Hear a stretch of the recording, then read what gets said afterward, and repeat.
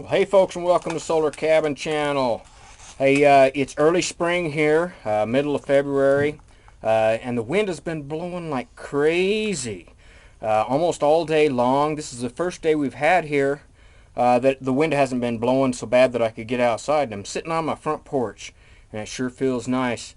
The winter is over and spring is here, so I can start doing some planning around the homestead. Now, I always get a lot of letters and questions. This one's from Canada, I just got here. And I know people have questions about off-grid living and homestead lifestyle and sustainability and that sort of thing. I do my best to answer the questions when you put them in my comments down there, but I decided let's try something different. If you have a question about sustainable living, off-gridding, homesteading, or anything else that has to do with that, like making money off a homestead, or any of the systems that we use for off-gridding, go ahead and send your questions to me. My email is LaMar, L-A-M-A-R, 5292 at yahoo.com. Just go ahead and drop me a line. Include your name. First name is fine. We don't need a whole name. And your city and state or country or wherever you're from. And then I will address the questions. I can't promise to answer every question, but I will do my best to address the questions, because whatever question you have, somebody else probably has. So I got a question from Jason in Alabama. He was wondering about my dogs, because I show my dogs a lot in my videos. So let me introduce you to my dogs. And I think every homestead should have a dog. Come here, dogs. Now that there. Back up. That's Wally, okay? And Wally is black lab and border collie. Smartest damn... Oh, go come back here. He's camera shy. Come here. He's camera shy. Okay, he's black lab and border collie. Smartest damn dog I ever had. And he's about the same age as I am in dog years. He's about 50 years old in dog years, about 10 years old in regular years. And damn good dog, hunting dog, and I take him everywhere. Now Taz, she's a new addition. Come here, Taz. And she is Fox Terrier and Taz, come here. She is Fox Terrier and Australian Heeler, what they also call a Blue Heeler mix. Now that's my dogs right there. And those are also my best friends. They go camping and hunting and fishing, and right now they're upset at me because I'm not walking, I'm talking instead. They don't much care for that. But anyway, they go with me everywhere.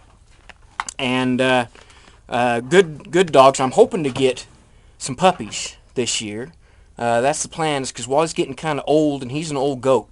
And I still want to get some puppies out. Hey, Taz, I want to get some puppies out of him, because that'd make a good... She's a good-looking dog. Right? Okay. So I want to get some puppies out of the two of them. That way, if Wally gets too old and I need another dog, then I got some puppies I can choose from. So anyway, that's the plans. So that's my two dogs, and I really enjoy the dogs. They go with me everywhere. They travel around. That's my old truck right there. And they travel around in the back of that with me, and wherever we're going, we go off and go fishing and camping and stuff like that. And I think every homestead should have a dog, just for companionship, but also because my dogs are my security system. Dogs are a fantastic way of protecting your property, because they'll alert you by barking. If they're good and they're well trained, they'll alert you anytime anything's around your place that shouldn't be here. And they've alerted me to animals like skunks and things like that. But also they've helped me keep predators and people off my property that shouldn't be in my property too. Alerted me sometimes when people are around here. And neither one of them are vicious dogs. But old Wally, he's got a nasty temperament towards strangers. He don't like strangers on the property. So if you come on my property and I'm not around to tell him it's okay, you better watch your butt, because he will take a chunk out of it. Okay, so it's spring here on the property. I was going to show you. It's kind of ugly around my place right now, and my porch is a mess. I got a bunch of stuff stacked here that I started to work on, and then the weather turned bad in the fall or in the winter, and so I never got it finished. So I need to get some work done here. And the wind's been blowing. You can see my barbecue's kind of pushed around there. It tipped my whole barbecue over. It was so strong here. Okay, so another question I got from Roger in Wisconsin. He wanted to know about my wind turbine, because I've talked about my wind turbine, but I didn't go into a lot of detail about it. Now, I usually recommend solar power first, and I'll walk out here and show you. I recommend solar power just because the sun shines almost all the time, and even in cloudy conditions, your solar panels will work. And I've talked a lot about my solar panels. I'll get back here so you can see them. Okay, I still got my solar panels up on my roof, but I plan on putting some down on a post mount system this year. But then I also have a wind turbine way up there. See if I can get a good picture of it. Okay, and it's up on an old power pole. Now this power pole is not connected to the grid anymore, but the power pole was put in here, and we own the power pole. I own the power pole now. It's part of the property. So even though those lines run out there to a power pole on the road, there's no transformer on that pole. But the pole belongs to me, and I decided, well, hell, that's a great place to put a wind turbine. So now that is an AirX wind turbine. They don't make it under the brand AirX anymore. I think they sold out. Now you can find them under Breeze. And they are, what I like about them is you don't have to have a separate power controller for these type of wind turbines. You can, they have an automatic shut-off system. So if the batteries are full, it senses it and it shuts down the blade so it just stops turning. Now we've had wonderful wind now for about a month, and every afternoon the wind's been blowing real hard, and as long as it's over 20 miles per hour, that AirX wind turbine will turn, and that will charge my batteries back up completely full in about 2 hours if it's turning in a 20 mile per hour wind. Now that's a good supplement for a solar system. I would go with the solar first before you get a wind turbine, because the sun, as you can see, even in early spring here, the sun's shining bright, and you'll get good sunshine even on cloudy days. You'll still get some sunshine. The wind turbine should be a secondary source unless you get wind all the time. But if you get good wind, at least in the spring or in the winter and spring, then the wind turbine will help. I would not go with a great big wind turbine, because the larger the wind turbine, generally the more wind speed you need in order for it to produce anything. 400 watt is a pretty good size to go with, and that's an AirX 400 watt, or what's now called a Breeze 400 watt. Okay, so that's my wind turbine system, and then my batteries and everything are in that separate shed over there, and one of these days when I get cleaned out, I'll show you my battery setup and all my workshop tools and everything like that. Okay, one other letter I got from Charlene in Carolina. She wanted to know about my water system. And I'll go up and show you the well, which isn't on my property.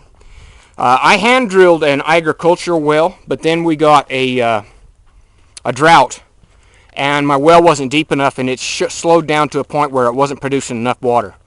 So this is all family property back in here. This is all part of my granddad's homestead. And I've showed you that cabin back there. That's where I grew up, and that was my granddad's homestead, and then it became my dad's homestead, and we all grew up there. Now it belongs to my brother. And we still have some family property around here. Well, one of the properties back there belongs to my brother Stefan, and he has now a well. We helped him transfer some property over.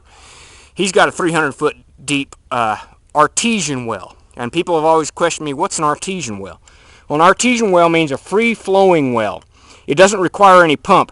Because you can see the mountains back there, that's the Uinta Mountains, which are a foot of the Rocky Mountains. Okay, and you can see that there's still snow up on the top of those mountains.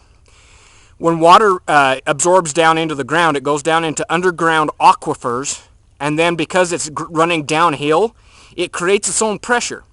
And if you drill down, if you tap into one of those veins of water, that water will come right up to the surface under pressure, and you can use that without a pump on it, and that's called an artesian well.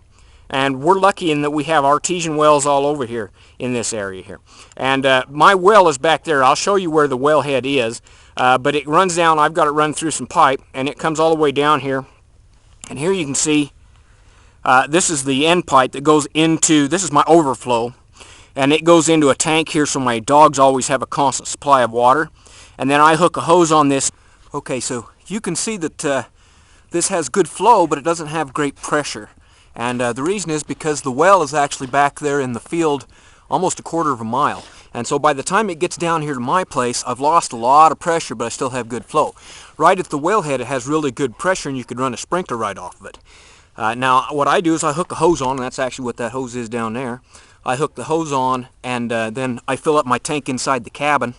I've got a 25-gallon tank, and then it's got a SureFlow pump in there, and I'll show you that system one of these days. But it's got a SureFlow pump, and that's what runs my shower and everything like that. Now, I also want to use this for irrigation. Since this water is just running all the time, then you know, I don't want to waste that water. Now sometimes it's just here in the tank filling it up for the dogs, but then what I do is I have another tank, and I'll show you here. So back here I've got an 1,100 gallon water tank. This will hold 1,100 gallons, and I just bring the hose over and I fill this tank up from my overflow. And it takes about 2 days to completely fill this tank up. And then I've got another pump that will run off of my inverter or a generator, and I've got some tripod sprinklers, and I'll set my tripod sprinklers out here to water everything. And I'm putting in a bigger garden spot right here this year, and so I'm going to set up a drip irrigation system using a solar pump that will also pump off of this, and that'll run dang near forever. Gardening for a garden spot, watering about every 4 or 5 hours with a drip irrigation system on a garden spot right there. And then I can use it also for my tripod sprinklers. I can water because I've got fruit trees I'm setting in. Got my little fruit trees in here. They haven't got any buds on them yet this year. And I'm going to go all the way around the porch or the property line here with more fruit trees and shrubs and berry bushes and raspberries and everything else. So as I go along, I will show you this system with the sprinkler setup that I'm doing this year. But that's the best way to handle your overflow from a well like mine is don't waste it. Put it into a tank and then use that with a sprinkler system so you can water your gardens and stuff like that. And those tanks aren't cheap. I got a real good deal because I traded a couple of old vehicles to a guy that I wasn't using anymore, and so I got enough money to buy this tank. But they run about $600 for an 1,100 gallon tank, somewhere between $500 and $600. This one actually didn't cost me anything because I just traded some old vehicles. That's a good thing about bartering. Alright, I'll take you up in the field and I'll show you where the wellhead is, and that'll do it for today.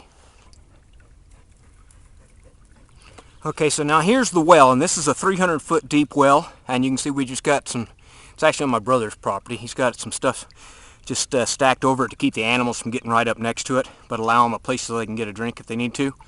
And this well goes 300 feet deep. Now you probably wouldn't need a well that deep in this area. Most of the older wells were only about 100 foot deep, but they started putting them down in deeper because over time the more wells you put on a vein, the less water you have available. So 300 feet is about average for around here to hit really good potable water. And then that comes up to a valve, and then it's just this white PVC sewer pipe is just going over the hose so that the animals don't kick it or knock the hose loose or something like that. And it's got just a little bit of a drip, and we actually leave that there on purpose. That way, if for some reason this line that runs through there, if that was to freeze up, then we don't want it to freeze to the wellhead. So we leave a little bit of a drip running down there all the time, because as long as water is running, it won't freeze. Okay, as long as you have some water running out of that wellhead there, then we don't have to worry about the wellhead freezing up and damaging the wellhead, which could wreck a well. So we always leave a little bit of a drip just running down in there so that we have that. So then that runs back there from those mountains. The snow melts down into the ground, the rain runs down into the ground, fills the aquifers, that runs down under pressure because gravity flows downhill. And so the water comes down underneath the ground into these big aquifers, and then we plug into them with these wells, and the water comes up under pressure. And right there at that valve head, that's a lot of pressure. I don't know exactly how much, but you could run a sprinkler right off of the wellhead if you couldn't. But you can't run it off of my flow down at the cabin because it's running almost a quarter mile back to my cabin back down there. Okay, so that's how most rural people get their water, is from a well like that. Now, well drilling can be expensive. A well like this around here costs about $5,000, between $4,000 and $5,000 to put in. A lot of times family members will go in where you got 3 or 4 pieces of property next to each other, all people wanting to build houses. Sometimes they'll go in on it and just, you know, 2 or 3 people will pay for a well and split the well, because you get plenty of water. You split the well between 3 people, and then it's not that expensive. It all depends on your area as to how expensive well drilling can be.